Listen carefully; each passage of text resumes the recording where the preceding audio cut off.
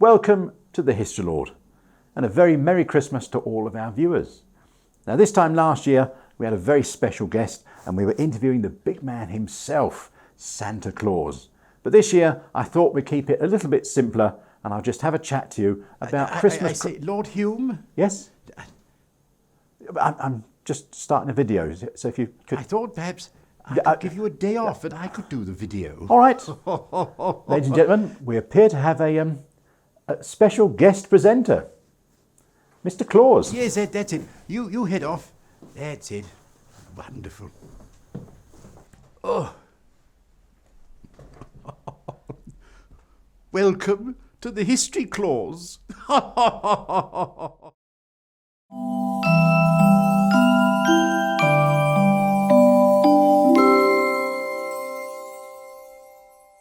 Welcome to London.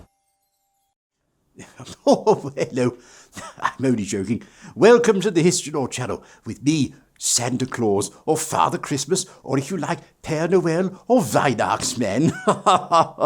Well, I enjoyed it so much last year, having a chat with Lord Hume, that I thought I'd pop in today and I'd give you a little piece of history. Would you like that, boys and girls? Oh, marvellous. Well, today I thought I'd tell you all about the history of one of those Christmas essentials. Can you guess what it is? Oh, you must do. You've seen the title card, haven't you? Yes, it's the Christmas cracker. Well, these wonderful things were invented by a young man called Tom Smith back in the 1840s. Yes, a long time ago. Well, Tom Smith was a young boy who was born in London in October 1823. 1823. That was the same year that a certain poem about yours truly came out. Well, Tom Smith, at the age of 7 in 1830, became an apprentice baker and master confectioner. Yes. His father was also a baker, and that's probably why he chose the tradition to go into the family business. Well, he soon became a master confectioner, and he opened his own shop in 1840s in Clerkenwell, in Goswell Road, Clerkenwell to be exact, just northeast of the city of London. Well, he became renowned for his wedding cakes and his marvellous confectionery creations. In fact, he even thought about them when he wasn't working, just to try and improve them. Now, I think it was 1846. He toddled off to Paris for a little visit, and there he came across a little French sweet called a bonbon. It was a little almond wrapped in sugar and then twisted in paper. Well, Tom liked the idea so much that he brought it back to England, and it was a huge success. For the time being. And like all these things, these fads come and go.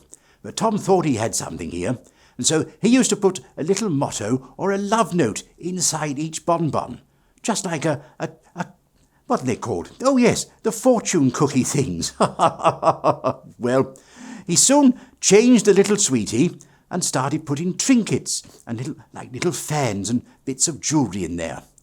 But it was his son, who was called Walter Smith, who had the idea of making the bonbons slightly bigger, especially when they wanted to put the little crack inside. Now, there is a myth going around that it was Tom who put the crack in the cracker because he heard a fire roaring one day and the crackle of all the logs on the fire gave him the idea. Well, I'm sad to say that is just a myth. There was something that had been around for decades called Waterloo crackers, and they came out around about 1800 to 1802, and they were actually silver fulminate. And when you scraped it together, it actually made a cracking noise. And they were used in jolly japes and entertainments and practical jokes from then on. But it was Walter Smith, Tom's son, who originated the cracker as we know it today. Now, Walter took over his father's business when his father passed away in the 1860s. Now, the cracker as we know it today has the snap, this tube, a motto, a little gift, and the paper hat. Now, Walter travelled all over the world, to Japan, America, across Europe, to find the finest gifts to put in his crackers. Now, Tom Smith's crackers are still around today. But they're no longer in London.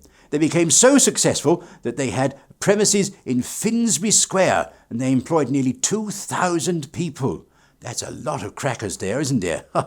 Well, now they're in Wales, and their factory was reopened in 2013 by Her Majesty the Queen.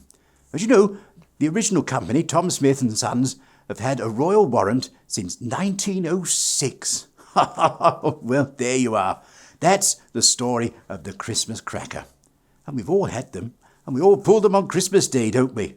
Well, I hope you've enjoyed this video today, and I do hope that you enjoy the videos all year round that Lord Hume and James makes. I think they're rather good. Mrs. Claus and me do like watching them. If you want to know when they're uploaded, why not subscribe to the channel? There's a little bell just down below where you can hit to see when they're uploaded.